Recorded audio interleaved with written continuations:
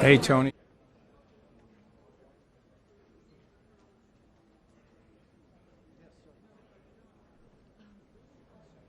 Yeah, I do want to get him coming out. Yeah, I'm gonna lean back like this. Lean this way. Lean that way? Okay.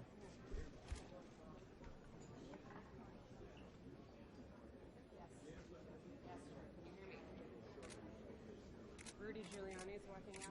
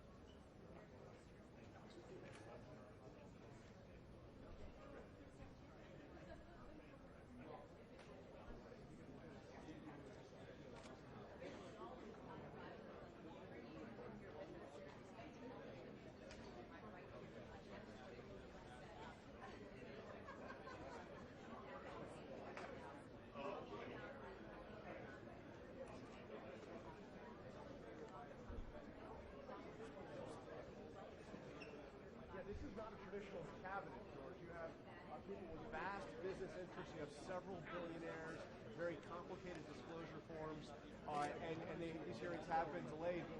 What transition sources have said is that they fully intend to have their disclosure forms done before the hearing started. This was a big issue for the Democrats. By the way, George, we expect President-elect Trump to be arriving any moment now. Over here to the side, we see several of his top aides. We mentioned Stephen Bannon, also Jared Kushner, his son-in-law, also Kellyanne Conway, Rudy Giuliani. We expect him down here any minute. One of the things that he would...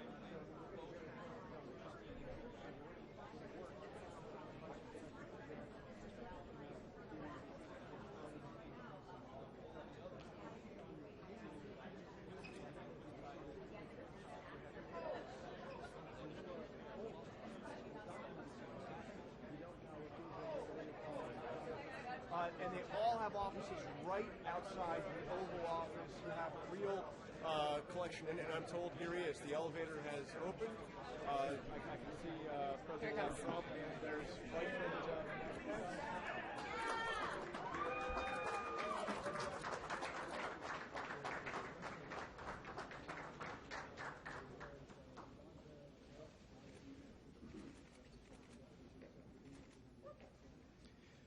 Good morning. Thank you for being here. We are now 9 days away from the inauguration of the next President and Vice President of the United States. It's an opportunity to be here today to allow the President-elect to take your questions. After the President-elect makes some remarks, he will introduce Ms. Sherry Dillon, a prominent attorney in Washington, D.C. with the prestigious firm of Morgan Lewis, who structured the agreements pursuant to the President's business arrangement, and she will give brief remarks. Before we start, I want to bring your attention to a few points on the report that was published in BuzzFeed last night. It's frankly outrageous and highly irresponsible for a left-wing blog that was openly hostile to the President-elect's campaign to drop highly salacious and flat-out false information on the internet just days before he takes the oath of office. According to BuzzFeed's own editor, there are some serious reasons to doubt the allegations in the report.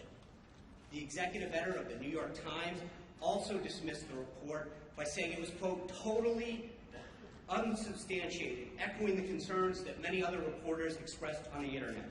The fact that BuzzFeed and CNN made the decision to run with this unsubstantiated claim is a sad and pathetic attempt to get clicks. The report is not an intelligence report, plain and simple. One issue that the report talked about was the relationship of three individuals associated with the campaign. These three individuals, Paul Manafort, Michael Cohen, and Carter Page. Carter Page is an individual who the President-elect does not know and was put on notice months ago by the campaign. Paul Manafort has adamantly denied any of this involvement, and Michael Cohen, who is said to have visited Prague in August and September, did not leave or enter the United States during this time. We asked him to produce his passport to confirm his whereabouts on the dates in question, and there was no doubt that he was not in Prague. In fact, Mr. Cohen has never been in Prague.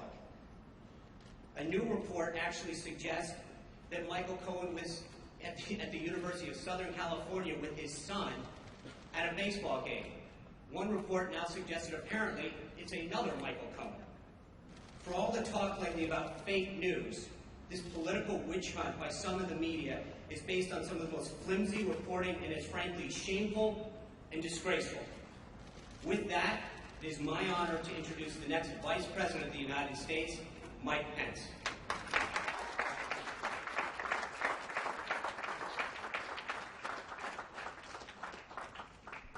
We are 9 days away from the inauguration of the 45th President of the United States of America.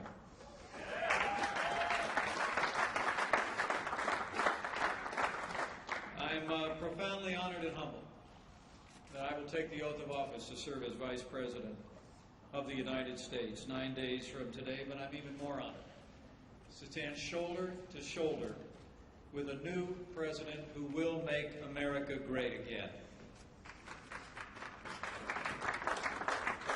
Now, the President-elect's leadership and his energy during the campaign was impressive.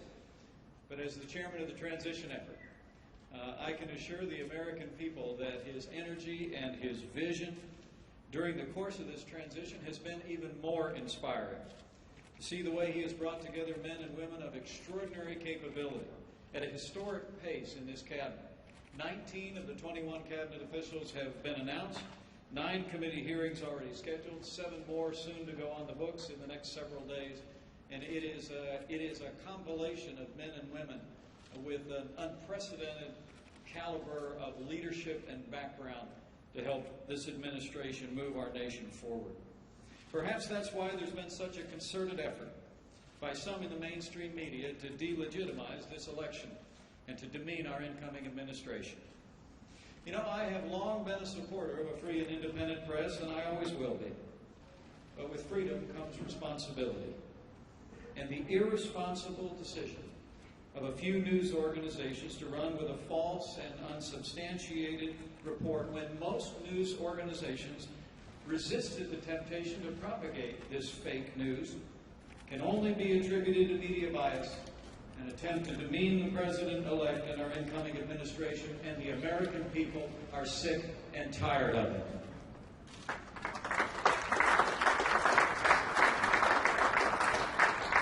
But today, we'll get back to real news, to real facts, and the real progress our incoming president has already made in reviving the American economy and assembling a team that will make America great again. And we'll hear from the President-elect about issues that are of paramount importance to the American people today.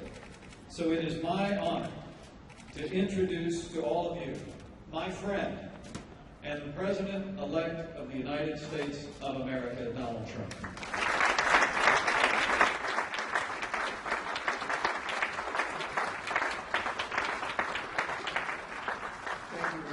It's very familiar territory, news conferences, because we used to give them on a almost daily basis. I think we probably maybe won the nomination because of news conferences, and it's good to be with you. We stopped giving them because we're getting quite a bit of inaccurate news, but I do have to say that, and I must say that I want to thank a lot of the news organizations here today, because they looked at that nonsense that was released by maybe the intelligence agencies.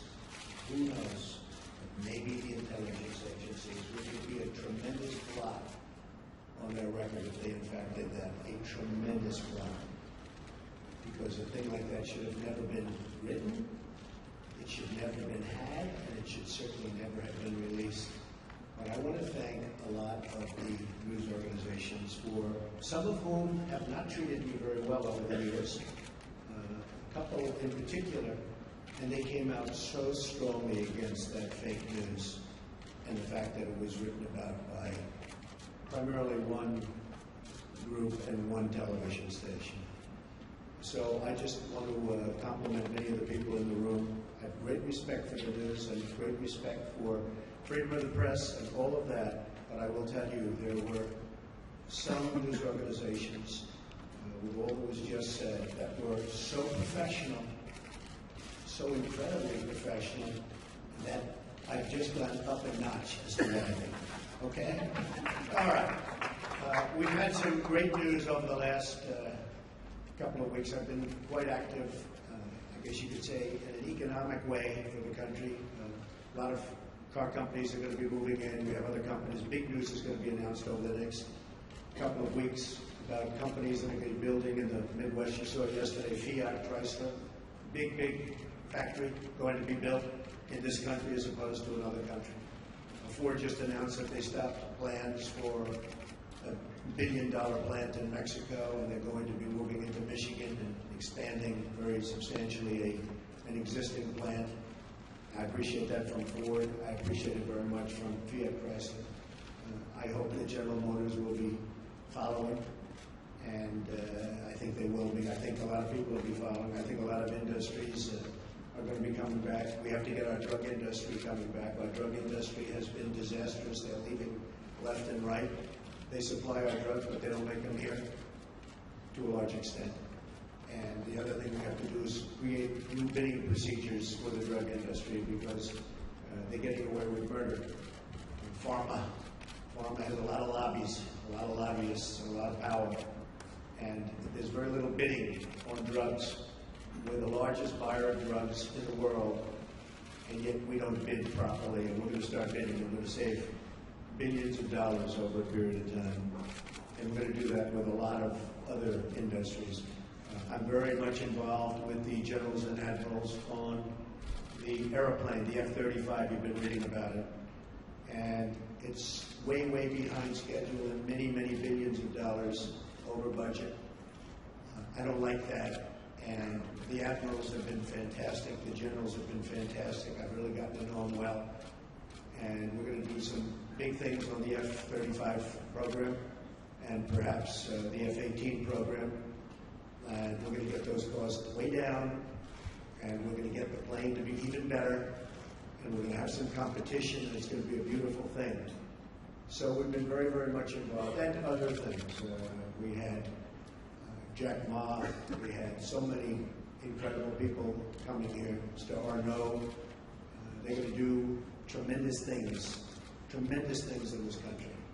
And they're very excited. And I will say, if the election didn't turn out the way it turned out, they would not be here, they would not be in my office, they would not be in anybody else's office. They'd be building and doing things in other countries.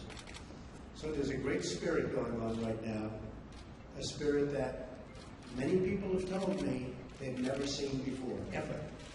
We're going to create jobs. I said that I will be the greatest jobs producer that God ever created, and I mean that. I'm going to work very hard on that.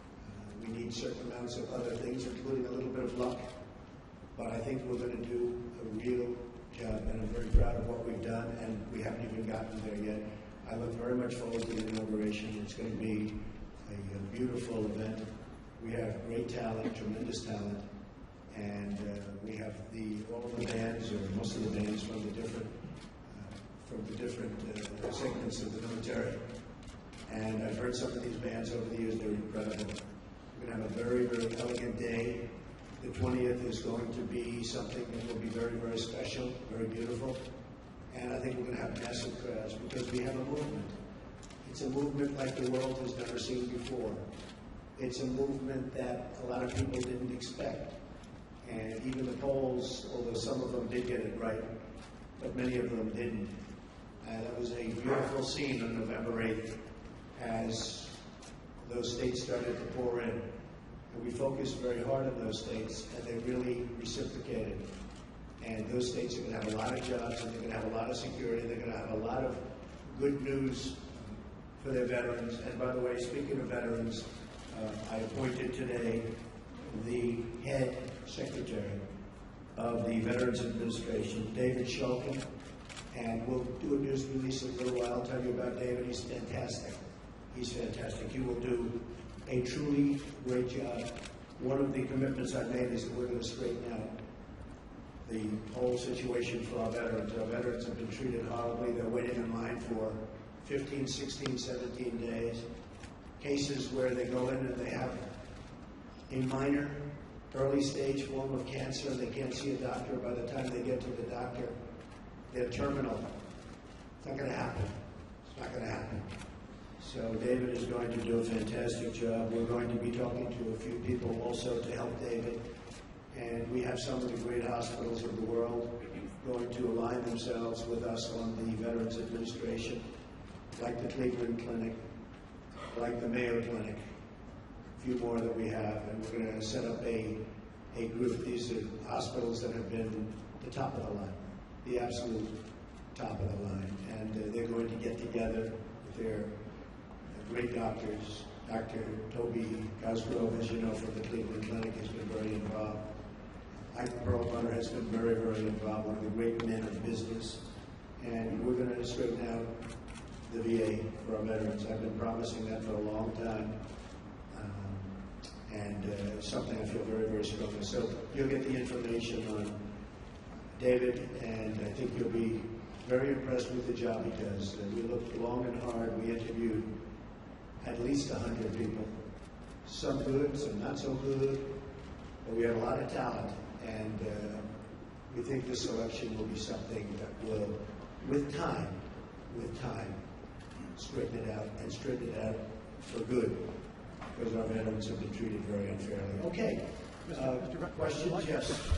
Mr. President-elect, thank you so much. Thank you. Appreciate it. A couple of aspects of the intelligence briefing that you received on Friday that we're looking for further clarification on. Sure. First of all, did the heads of the intelligence agencies provide you with a two-page summary of these unsubstantiated allegations? And secondly to that, on the broader picture, do you accept their opinion that Vladimir Putin ordered the hack of the DNC and the attempted hack of the RNC? And if you do, how will that color your attempts to build a relationship with a leader in active espionage Okay, against first of the United all, States? these meetings, as you know, are confidential, classified, so I'm not allowed to talk about what went on in the meeting. But we had many witnesses in that meeting, many of them with us. And I will say again, I think it's a disgrace that information would be let out. I read the information outside of that meeting. It's all fake news. It's phony stuff. It didn't happen. And influence of ours, as you know, because you reported it, and so did many of the other people, it was a group of opponents who got together, sick people, and they put that crap together. So I will tell you that not within the meeting, but outside of the meeting, somebody released it. It should never have been, number one, shouldn't have even entered paper, but it should never have been released. But I read what was released, and I think it's a disgrace. I think it's an absolute disgrace. As far as hacking, I think it was Russian, but I think we also get hacked by other countries and other people. And I can say that, you know, when we lost 22 million names and everything else that was hacked recently, they didn't make a big deal out of that. That was something that was extraordinary. That was probably China. We have much hacking going on. One of the things we're going to do, we have some of the greatest computer minds anywhere in the world that we've assembled. You saw just a sample of it 2 weeks ago up here where we had the 6 top people in the world that were never in the same room together as a group. And we're going to put those minds together and we're going to form a defense. And I have to say this also. The Democratic National Committee was totally open to be hacked. They did a very poor job. They could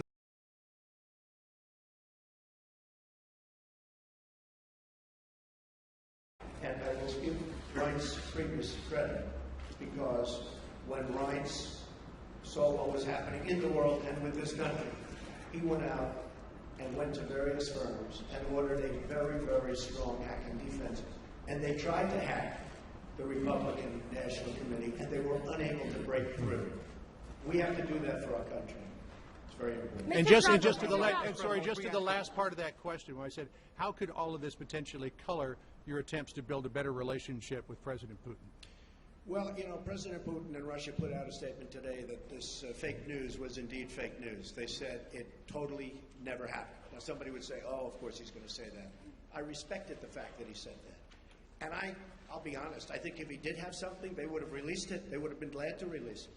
I think, frankly, had they broken into the Republican National Committee, I think they would have released it, just like they did about Hillary and all of the horrible things that her people, like Mr. Podesta, said about her. I mean, what he said about her was horrible. If somebody said about me what Podesta said about Hillary, I was the boss, I would have fired him immediately, or that person, because what he said about her was horrible. But remember this, we talk about the hacking. Hacking's bad, and it shouldn't be done. But look at the things that were hacked. Look at what was learned from that hacking. That Hillary Clinton got the questions to the debate and didn't report it? That's a horrible thing. That's a horrible thing. Can you imagine that if Donald Trump got the questions to the debate, it would have been the biggest story in the history of stories. And they would have said, immediately you have to get out of the race. Nobody even talked about it. It's a very terrible thing. Yes, President-elect, can I ask you a question, sir? Thank you, Mr. President-elect. On that intelligence report, the second part of their conclusion was that Vladimir Putin ordered it because he aspired to help you in the election. Do you accept that part of the finding? And will you undo what President Obama did to punish the Russians for this, or will you keep it in place? If Putin likes Donald Trump, I consider that an asset, not a liability. Because we have a horrible relationship with Russia. Russia can help us fight ISIS, which, by the way, is number one tricky. I mean, if you look, this administration created ISIS by leaving at the wrong time. The void was created, ISIS was formed. If Putin likes Donald Trump, guess what, folks? That's called an asset, not a liability. Now, I don't know that I'm going to get along with Vladimir Putin. I hope I do, but there's a good chance I won't. And if I don't, do you honestly believe that Hillary would be tougher on Putin than me? Does anybody in this room really believe that? Give me a break. But President Obama's steps, will you keep them make clear whether during your visits to either Moscow or St. Petersburg you engaged in conduct that you now regret, and that a reasonable observer say that you are potentially vulnerable to blackmail by Russia or by its intelligence agencies? Let me just tell you what I do. When I leave our country, I'm a very high-profile person, would you say? I am extremely careful. I'm surrounded by bodyguards. I'm surrounded by people. And I always tell them, anywhere, but I always tell them, if I'm leaving this country, be very careful, because in your hotel rooms, and no matter where you go, you're going to probably have cameras. I'm not referring just to Russia, but I would certainly put them in that category. And number one, I hope you're going to be good anyway. But in those rooms, you have cameras in the strangest places. Cameras that are so small with modern technology, you can't see them and you won't know. You better be careful, or you'll be watching yourself on nightly television. I tell this to people all the time. I was in Russia years ago with the Miss Universe contest, which did very well. Moscow, the Moscow area, did very, very well. And I told many people, be careful, because you don't want to see yourself on television. Cameras all over the place. And again, not just Russia, all over. Does anyone really believe that story? I'm also very much of a germaphobe, by the way. Believe me. President-elect, one more question, sir. About how you plan to disentangle yourself from your business, but first, I have to follow up on some of these Russia remarks. Based on your comments here today, do you believe the hacking was justified? Does Russia have any leverage over you, financial or otherwise? And if not, will you release your tax returns to prove it? So I tweeted out that I have no dealings with Russia. I have no deals in Russia. I have no deals that could happen in Russia because we've stayed away. And I have no loans with Russia. As a real estate developer, I have very, very little debt. I have assets that are, and now people have found out how big the company is. I have very little debt, I have very low debt. But I have no loans with Russia at all. And I thought that was important to put in. I certified that. So I have no deals, I have no loans, and I have no deals. We could make deals in Russia very easily if we wanted to. I just don't want to because I think that would be a conflict. So I have no loans, no dealings, and no current pending deals. Now I have to say one other thing. Over the weekend, I was offered $2 billion to do a deal in Dubai with a very, very, very amazing man, great, great developer from the Middle East, Hussein Damak, a friend of mine, great guy, and was offered $2 billion to do a deal in Dubai, number of deals. And I turned it down. I didn't have to turn it down, because as you know, I have a no conflict situation because I'm president, which is, I didn't know about that until about 3 months ago, but it's a nice thing to have. But I don't want to take advantage of something. I have something that others don't have. Vice President Pence also has it. I don't think he'll need it. I have a feeling he's not going to need it. But I have a no conflict of interest provision as president. It was many, many years old. This is for presidents because they don't want presidents getting, I understand, they don't want presidents getting tangled up in minutiae. They want a president to run the country. So I could actually run my business. I could actually run my business and run government at the same time. I don't like the way that looks, but I would be able to do that if I wanted to. I'd be the only one that would be able to do that. You can't do that in any other capacity. But as a president, I could run the Trump organization, great, great company, and I could run the company. I think the country, I do a very good job, but I don't want to do that. Now, all of these papers that you see here, yes, go ahead. I just wanted to follow up on that before we get to the conflicts. Do you believe the hacking was justified, and will you release your tax returns to prove what you're saying about no deals in Russia? Well, not releasing tax returns because, as you know, they're undervoted. But every president since the 70s has had a required audit from the IRS. The last 6 have released them. But as president, sir, as you're taking office, cares about my tax returns are the employees. Okay? You don't think the American public is concerned about that? I don't think so. I won't. Do you believe the When I hacking? became president. No, I don't think they came at all. I think you do. First of all, you learn very little from a tax return. What you should do is go down to federal elections and take a look at the numbers. And actually, people have learned a lot about my company, and now they realize my company is much bigger, much more powerful than they ever thought. We're in many, many countries, and I'm very proud of it. And what I'm going to be doing is my 2 sons, who are right here, Don and Eric, are going to be running the company. They are going to be running it in a very professional manner. They're not going to discuss it with me. Again, I don't have to do this. They're not going to discuss it with me. And with that, I'm going to bring up Sherry Dillon, and she's going to go, these papers are just some of the many documents that I've signed, turning over complete and total control to my son. Sir, can we ask you one more question on Russia, though, sir? Good morning. It's my honor and privilege to be here today at President-elect Trump's request. He's asked me, as you've just heard, to speak about the conflicts of interest and the steps he's taking. As you know, the business empire built by President-elect Trump over the years is massive, not dissimilar to the fortunes of Nelson Rockefeller when he became vice president. But at that time, no one was so concerned. President-elect Trump wants the American public to rest assured that all of his efforts are directed to pursuing the people's business and not his own. To that end, as he explained a few moments ago, he directed me and my colleagues at the law firm Morgan, Lewis & Bockius to design a structure for his business empire that would completely isolate him from the management of the company. He further instructed that we build in protections that will assure the American people the decisions he makes and the actions that he takes as president are for their benefit and not to support his financial interests. As he said, he's voluntarily taking this on. The conflicts of interest laws simply do not apply to the president or the vice president, and they are not required to separate themselves from their financial assets. The primary conflicts of interest statute, since some have questioned this, Section 18 U.S.C. 208, and it's simply inapplicable by its terms. And this is not just our interpretation.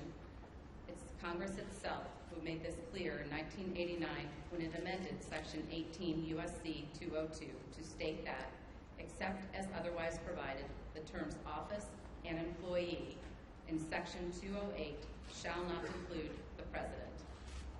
Even so, President-elect Trump wants there to be no doubt in the minds of the American public that he is completely isolating himself from his business interests. He instructed us to take all steps realistically possible to make it clear that he is not exploiting the office of the presidency for his personal benefit. He also sought the guidance of individuals who are familiar with and have worked extensively in the fields of government ethics and constitutional law. Critical to the Morgan Lewis team is Fred Fielding, standing here to our side and with us today. And many of you have known him. He has served several presidents over the years, including serving as counsel to Presidents Ronald Reagan and George W. Bush, as well as serving on President George H.W. Bush's Commission on Federal Ethics Law Reform, and he also held the position of Vice Chair of the Ethics Resource Center. Mr. Fielding has been extensively involved with and approved this plan. He's here today to support the plan, and he will continue to provide guidance as the plan is implemented and as Eric, Don, along with others, take over management of the Trump Organization. I'm going to detail some of the extraordinary steps now that the President-elect is taking. First, President-elect Trump's investments in business assets, commonly known as the Trump Organization, comprising hundreds of entities, which again, if you all go and take a look at his financial disclosure statement, the pages and pages and pages of entities have all been or will be conveyed to a trust prior to January 20th. Here is just some of the paperwork that's taking care of those actions. Second, through the trust agreement, he has relinquished leadership and management of the Trump Organization to his sons, Don and Eric, and a longtime Trump executive, Alan Weisselberg. Together, Don, Eric, and Alan will have the authority to manage the Trump Organization and will make decisions for the duration of the presidency without any involvement whatsoever by President-elect Trump. Further, at the President-elect's direction, the trust agreement provides that to ensure the Trump Organization continues to operate in accordance with the highest and legal ethics standards, an ethics advisor will be appointed to the management team. The written approval of the ethics advisor will be required for new deals, actions, and transactions that could potentially raise ethics or conflicts of interest concerns. President-elect Trump, as well as Don, Eric, and Alan, are committed to ensuring that the activities of the Trump Organization are beyond reproach and cannot be perceived to be exploitive of the office of the presidency. President-elect Trump will resign from all officer and other positions he holds with the Trump Organization entities. Further, in addition, his daughter Ivanka will have no further involvement with or management authority whatsoever with the Trump Organization. As she and Jared move their family to D.C., Ivanka will be focused on settling her children into their new homes and their new schools. The President-elect has also already disposed of all of his investments in publicly traded or easily liquidated investments. As a result, the trust will have two types of assets. First, it will hold liquid assets, cash, cash equivalents, and treasuries, and perhaps some positions in a government-approved diversified portfolio, one that is consistent with the regulations from the Office of Government Ethics. Second, the trust is going to hold its pre-existing, illiquid, but very valuable business assets, the ones that everyone here is familiar with: Trump-owned, operated, and branded golf clubs, commercial commercial rental property, resorts, hotels, rights to royalties from pre-existing licenses of Trump marks, productions, and goods. So things like Trump Tower, Mar-a-Lago, all of his other business assets, 40 Wall Street, will all be in the trust. Through instructions in the trust agreement, President-elect Trump first ordered that all pending deals be terminated. This impacted more than 30 deals, many of which were set to close by the end of 2016. As you can well imagine, that caused an immediate financial loss of millions of dollars, not just for President-elect Trump, but also for Don, Ivanka, and Eric. The trust agreement, as directed by President Trump, imposes severe restrictions on new deals. No new foreign deals will be made whatsoever during the duration of President Trump's presidency. New domestic deals will be allowed, but they will go through a vigorous vetting process. The President-elect will have no role in deciding whether the Trump organization engages in any new deal, and he will only know of a deal if he reads it in the paper or sees it on TV. Because any new deal could, and I emphasize could, be perceived as causing a conflict or as exploiting the office of the presidency, new deals must be vetted with the ethics advisor, whose role will be to analyze any potential transactions for conflicts and ethics issues. The ethics advisor will be a recognized expert in the field of government experts. Again, his role will be to scrutinize the new deals and the actions, and any new deal must receive written approval. To further reinforce the wall that we are building between President-elect Trump and the Trump organization, President-elect Trump has ordered, through his trust agreement, to sharply limit his information rights. Reports will only be available and reflect profit and loss on the company as a whole. There will be no separate business-by-business accounting. Another step that President-elect Trump has taken is he created a new position at the Trump organization, the position of Chief Compliance Counsel, whose responsibility will be to ensure that the Trump businesses, again, are operating at the highest levels of integrity and not taking any actions that could be perceived as exploiting the office of the presidency. He has also directed that no communications of the Trump organization, including social media accounts, will reference or be tied to President-elect Trump's role as President of the United States or the office of the presidency. In sum, all of these actions, complete relinquishment of management, no foreign deals, ethics advisor approval of deals, sharply limited information rights, will sever President-elect Trump's presidency from the Trump organization. Some have asked questions. Why not divest? Why not just sell everything? Form a blind trust. And I'd like to turn to addressing some of those questions now. Selling, first and foremost, would not eliminate possibilities of conflicts of interest. In fact, it would exacerbate them. The Trump brand is key to the value of the Trump organization's assets. If President-elect Trump sold his brand, he would be entitled to royalties for the use of it, and this would result in the trust retaining an interest in the brand without the ability to assure that it does not exploit the office of the presidency. Further, whatever price was paid would be subject to criticism and scrutiny. Was it too high? Is there pay for play? Is it too much paid to curry favor with the president-elect? And selling his assets without the rights to the brand would greatly diminish the value of the assets and create a fire sale. President-elect Trump should not be expected to destroy the company he built.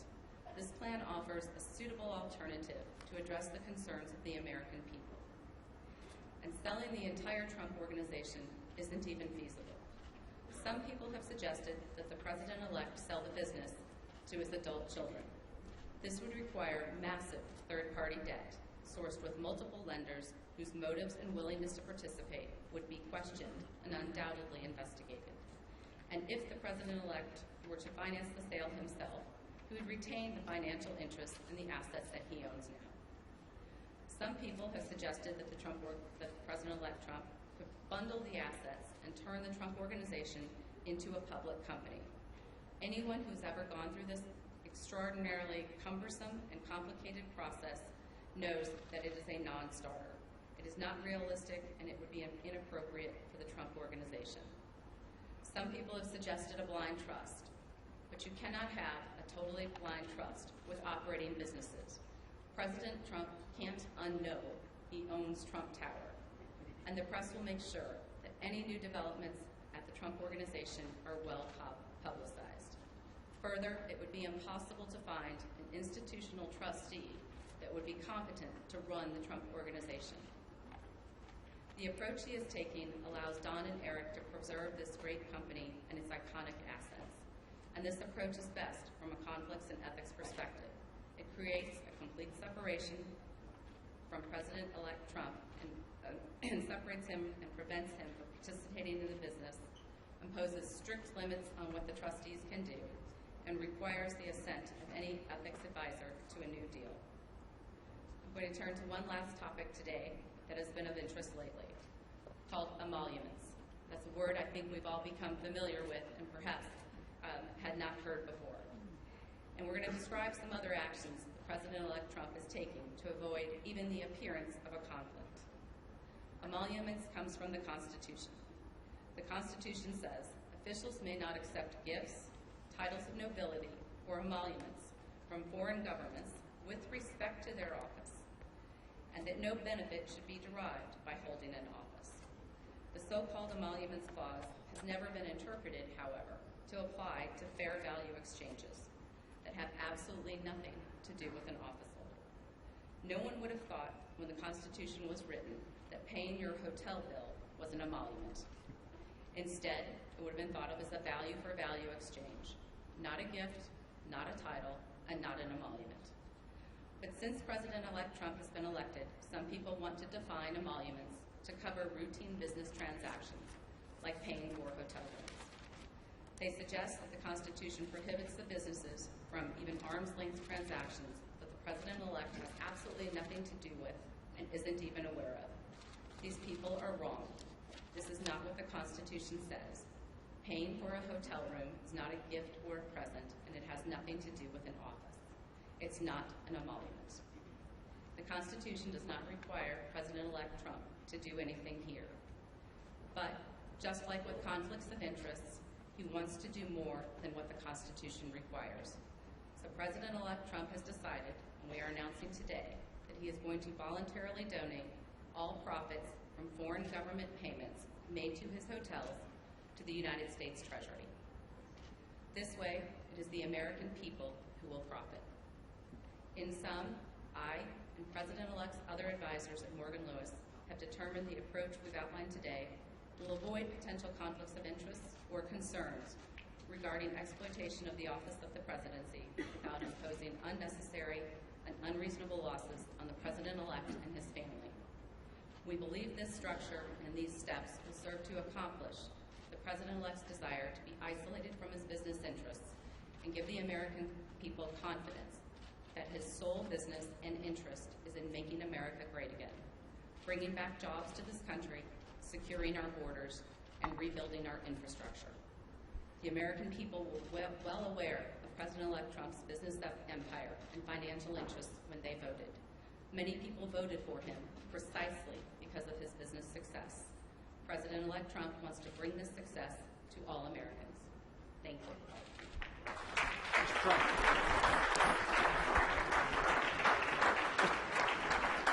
Mr. Trump. Mr. Trump, can we ask you?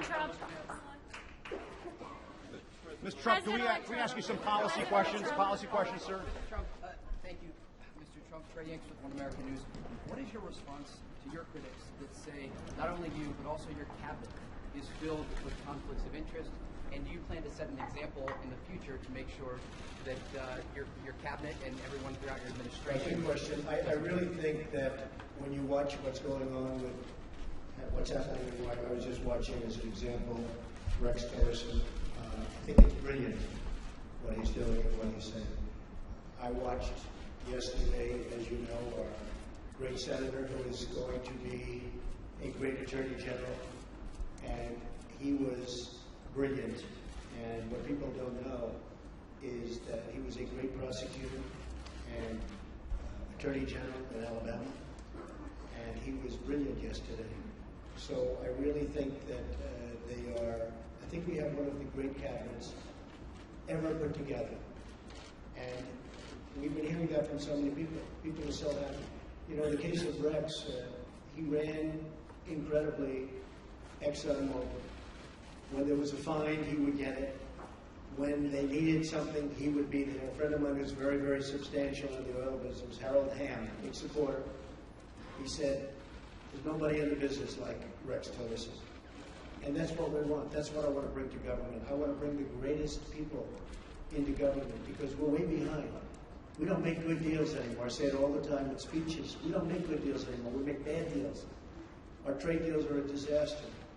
We have hundreds of billions of dollars of losses on a yearly basis. Hundreds of billions with China on trade and trade imbalance, with Japan, with Mexico, with just about everybody.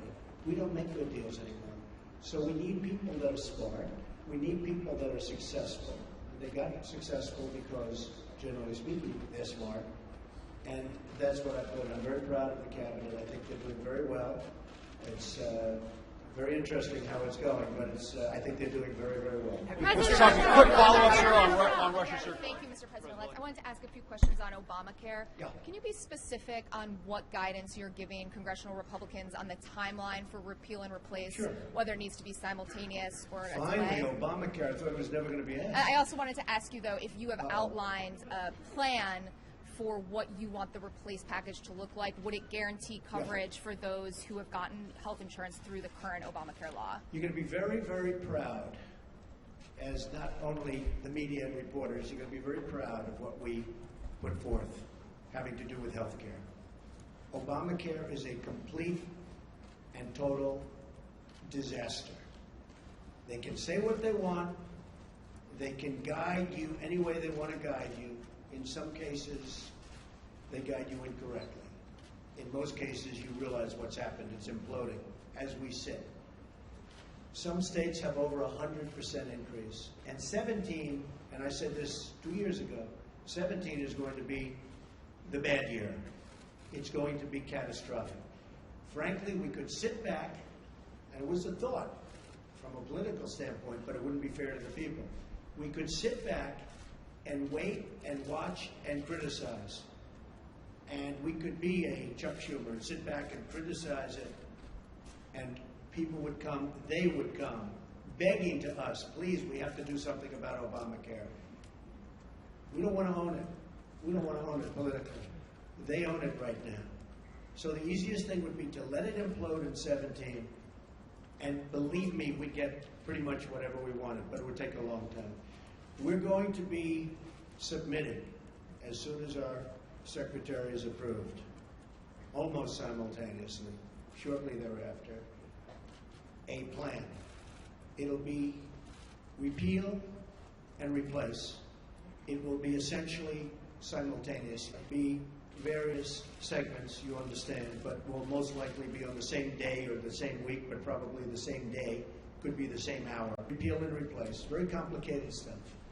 And we're going to get a health bill passed. We're going to get health care taken care of in this country that are so high that after people go broke paying their premiums, which are going through the roof, the health care, the deductibles are so high.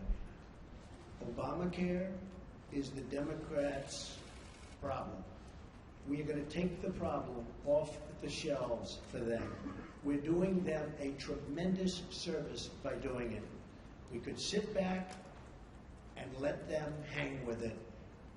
We are doing the Democrats a great service. So as soon as our secretary is approved and gets into the office, we'll be filing a plan. And it was actually pretty accurately reported today, the New York Times. And the plan will be repeal and replace Obamacare. We're going to have a health care that is far less expensive and far better. President-elect, can we just ask you, sir. President-elect Trump. Mr. President, which one, Mr. President? Well, I was going to... Thank you. Go ahead, then CBS. Okay, President-elect Trump, John Steinberg from Chatter. When you look at all the meetings that you've had with Carrier and SoftBank and Alibaba, do you conceive of making this a program, maybe sitting inside of Commerce? And then my follow-up question to that is, how soon will we see the program on capital repatriation and corporate tax cuts? Well, if I can save jobs, for instance, I was doing individual companies, and people said, well, that's all which owns Carrier, but we saved close to 1,000 jobs. And they were gone, and Mike Pence and his staff really helped us a lot. But those were jobs. That was a tough one because they announced a year and a half before that they were leaving. So it's always tough when they're building a plant. It's a little tougher than before they start or before they make an announcement. So I want to thank United Technologies. But we've been meeting with a lot of companies. But what really is happening is the word is now out that when you want to move your plant to Mexico or some other place, and you want to fire all of your workers from Michigan and Ohio and all these places that I won for good reason, it's not going to happen that way anymore. You want to move your plant, and you think, as an example, you're going to build that plant in Mexico, and you're going to make your air conditioners or your cars or whatever you're making, and you're going to sell them through what will be a very, very strong border, not a weak border like it is that we don't even have a border, it's an open sieve. But you're going to sell through a very strong border. Not going to happen. You're going to pay a very large border tax. So if you want to move to another country, and if you want to fire all of our great American workers that got you there in the first place, you can move from Michigan to Tennessee and to North Carolina and South Carolina. You can move from South Carolina back to Michigan. You can do anywhere. You got a lot of states at play, a lot of competition. So it's not like, oh, gee, I'm taking the competition. We got a lot of places you can move. And I don't care, as long as it's within the United States, the borders of the United States. There will be a major border tax on these companies that are leaving and getting away with murder. And if our politicians had what it takes, they would have done this years ago, and you'd have millions more workers right now in the United States that are 96 million really wanting a job and they can't get. You know that story, the real number. That's the real number. So that's the way it is. Okay, go ahead. President-elect, I have a question about the Supreme Court and the border security, but I also want you to ask you about something you said on Twitter this morning. Are we living in Nazi Germany? What were you driving at there? Do you have a problem with the intelligence community?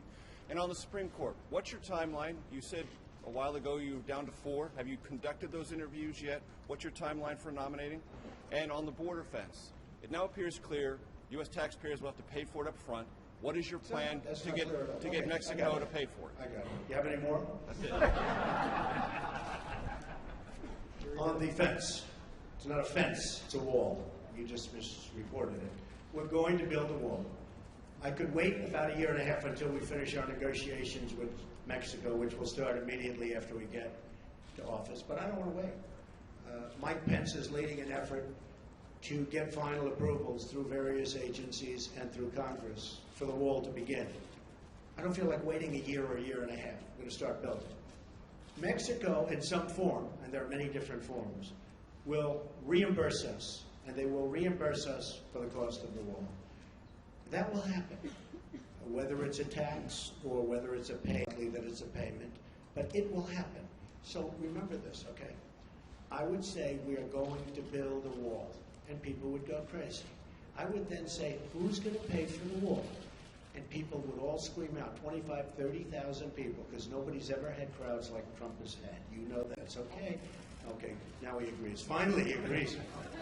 But I say, who's going to pay for the wall? And they will scream out. Reports went out last week, oh, Mexico's not going to pay for the wall because of a reimbursement. What's the difference? I want to get a year and a half until I make my deal with Mexico. So, and we probably will have a deal sooner than that. And by the way, Mexico has been so nice.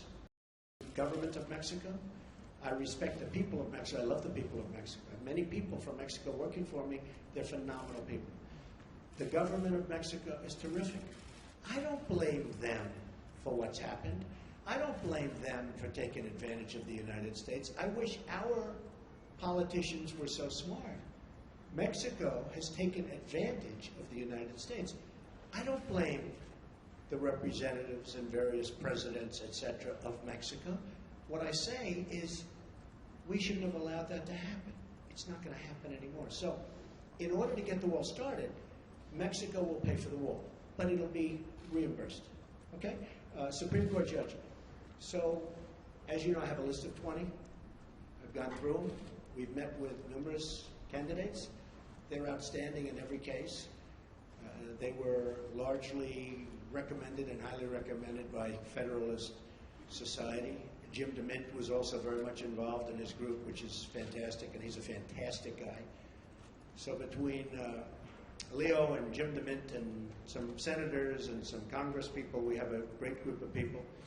I'll be making the decision on who we will put up for Justice of the United States Supreme Court, a replacement for the great, great Justice Scalia.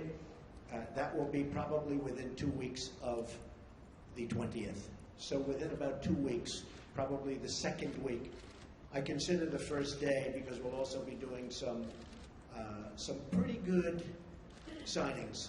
And I think what we'll do is we'll wait till Monday. That will be our really first business day as opposed to doing it on Friday, because on Friday people are going to have a very good time at the inauguration. And then Saturday, as you know, we're having a big church service and lots of good things are happening. So our first day, and you'll all be invited to the signings, but we'll be doing some pretty good signings on Monday and Tuesday and Wednesday and Thursday and Friday, and then also the next week. And you're all invited. But on the Supreme Court, I'll be making that decision, and it'll be a decision which I very strongly believe in. I think it's one of the reasons I got elected. I think the people of this country did not want to see what was happening with the Supreme Court. So I think it was a very, very big decision as to why I was elected. Mr. President, the tweet that you had this morning about are we living in Nazi Germany, what were you driving at there? What are you trying to tell the people? I think it was disgraceful that the intelligence agencies allowed any information that turned out to be so false and fake out. I think it's a disgrace. And I say that. And that's something that Nazi Germany would have done and did do. I think it's a disgrace. That information that was false and fake and never happened got released to the public. As far as BuzzFeed, which is a failing pile of garbage, writing it, I think they're going to suffer the consequences. They already are. And as far as CNN going out of their way to build it up, and by the way, we just found out I was coming down. Michael Cohen, Michael Cohen is a very talented lawyer. He's a good lawyer in my firm. It was just reported that it wasn't this Michael Cohen they were talking about. So all night long, it's Michael Cohen. I said, I want to see your passport. He brings his passport to my office. I say, hey, wait a minute. He didn't leave the country. He wasn't out of the country. Then Michael Cohen of the Trump Organization was in Prague. It turned out to be a different Michael Cohen. It's a disgrace what took place. It's a disgrace. And I think they ought to apologize to start with Michael Cohen. Sir, since you're attacking us, can you give us a question? Mr. President-elect. Mr. President-elect, since you are attacking our news organization, can you give us a chance? You are attacking our news organization. Can you give us a chance to ask a question, sir? Sir, can you state, Mr. President-elect, can you state categorically, Mr. President-elect, can you give us a question? You're attacking us. Can you give us a question? Can you give us a question? I'm not going to give you a question. Can you state categorically? You are fake news. Sir, can you state categorically that nobody... No, Mr. President-elect, that's not appropriate. President Obama went too far with the sanctions he put on Russia after the hacking. Do you think they're I don't say he went too far. And what will you roll them back? And what do you think of Lindsey Graham's plan to send you a bill for tougher ones? Plans to send me a bill for what? For tougher sanctions. I hadn't heard Lindsey Graham was going to do that. Lindsey Graham. I've been competing with him for a long time. He's going to crack that 1% barrier one day. I didn't realize Lindsey Graham's still at it. It's all right. I think Lindsey Graham's a nice guy, actually. I've heard that he's a nice guy. And I've been hearing it. Yeah, go ahead. Go ahead. You've been waiting. Go ahead. As far as we understand, the intelligence community are... Stand up, please. Yeah, Ian Panel from BBC News. Ian Panel from BBC News. BBC News, yeah, thank you. Thank you. As far as we understand it, the intelligence community are still looking at these allegations. It's false news. You describe it. If they come back with any kind of conclusion that any of it stands up, that any of it is true, will you consider your position? Would you? There's nothing they can come back with. Can you Go ahead. decision to publish fake news and all the problems that we've seen throughout the media over the course of the election, what reforms do you recommend for this industry here? Well, I don't recommend reforms. I recommend people that have some moral compass. You know, I've been hearing more and more about a thing called fake news, and they're talking about people that go and say all sorts of things. But I will tell you, some of the media outlets that I deal with are fake news, more so than anybody. I could name them, but I won't bother. But you have a few sitting right in front of us. So they're very, very dishonest people. But I think it's just something we're going to have to live with. I guess the advantage I have is that I can speak back. When it happens to somebody that doesn't have this, doesn't have that kind of a megaphone, they can't speak back. It's a very sad thing. I've seen people destroyed. I've seen people absolutely destroyed. And I think it's very unfair. So all I can ask for is honest reporters, yes. I just want to follow up on the questions about the U.S. intelligence community and be very clear about what you're saying. Do you trust your U.S. intelligence officials? And what do you say to foreign policy experts who say you're actually weakening national security by waging this war of words against that community? Intelligence agencies are vital and very, very important. We are going to be putting in, as you know, Mr. Pompeo and others, you know the Senator, Dan Coates, we're going to be putting in some outstanding people. Within 90 days, they're going to be coming back to me with a major report on hacking. I want them to cover this situation.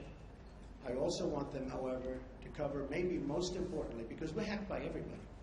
You know, the United States, our government, out of a list of 17 in terms of industries, is the worst. It's number 17 in terms of protection. If you look at the retail industry, if you look at the banking industry, various industries, out of 17 industries, they put this in the category of an industry. The United States is last in terms of protecting, let's say, hacking defense. Like we had a great hacking defense at the Republican National Committee. That's why we weren't hacked. By the way, we were told they were trying to hack us, but they weren't able to hack. And I think I get some credit because I told Reince, and Reince did a phenomenal job, but I said, I want strong hacking defense. The Democratic National Committee didn't do that. Maybe that's why the country runs so badly that way. But I will tell you, wait, let me finish. Within 90 days, we will be coming up with a major report on hacking defense. How do we stop this new phenomena, fairly new phenomena? Because the United States is hacked by everybody. That includes Russia and China and everybody. Everybody. Okay. Mr. President-elect. Go ahead. Mr. President-elect, you said just now that you believe that Russia indeed was responsible for the hacking of the DNC and John Podesta's emails, etc. Well, Russia, but you know what? Could have been others also. But why did you spend weeks undermining the U.S. intelligence community before simply getting the facts and then making a public statement? Well, I think it's pretty sad when intelligence reports get leaked out to the press. I think it's pretty sad. First of all, it's illegal. You know, these are classified and certified meetings and reports. I'll tell you what does happen. I have many meetings with intelligence, and every time I meet, people are reading about it. Somebody's linking it up. So then I said, maybe it's my office. Maybe my office. Because I have a lot of people, a lot of great people. Maybe it's them. And what I did is I said, I won't tell anybody. I'm going to have a meeting. And I won't tell anybody about my meeting with intelligence. And what happened is I had my meeting. Nobody knew, not even Rona, my executive assistant for years. She didn't know, I didn't tell her. Nobody knew. The meeting was had, the meeting was over, they left, and immediately the word got out that I had a meeting. So, I don't want that. I don't want that. It's very unfair to the country. It's very unfair to our country. What's happened?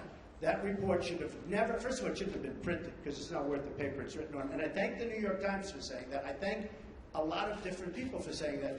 But I will tell you, That should never, ever happen. But Okay. do you trust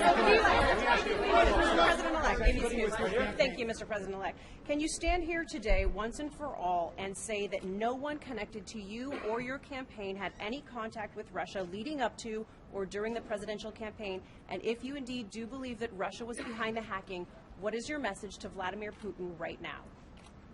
He shouldn't be doing it. He won't be doing it. Russia will have much greater respect for our country when I'm leading it than when other people have led it. You will see that. Russia will respect our country more. He shouldn't have done it. I don't believe he'll be doing it more. Now, we have to work something out, but it's not just Russia. Take a look at what's happened. You don't report it the same way. 22 million accounts were hacked in this country by China. And that's because we have no defense. That's because we're run by people that don't know what they're doing. Russia will have far greater respect for our country when I'm leading it. And I believe, and I hope, maybe it won't happen, it's possible, but I won't be given a little reset button like Hillary. Here, press this piece of plastic. Guy looked at her like, what is she doing? There's no reset button. We're either going to get along or we're not. I hope we get along, but if we don't, that's possible too. But Russia and other countries, including China, which has taken total advantage of us economically, totally advantage of us in the South China Sea by building their massive fortress. Total. Russia, China, Japan, Mexico, all countries will respect us far more than they do under past administrations. And to my first question, This is all, just so you understand, these papers, because I'm not sure that was explained properly, but these papers are all just a piece of the many, many companies that are being put into trust to be run by my two sons, and I hope at the end of 8 years I'll come back and I'll say, oh, you did a good job. Otherwise, if they do a bad job, I'll say, you're fired. Sir, you did not answer whether any of your associates were in contact with the Russians. Sir, you did not answer whether any of your associates were in contact with the Russians. Can you categorically deny that did not happen, sir? Can you categorically deny that did not happen, sir?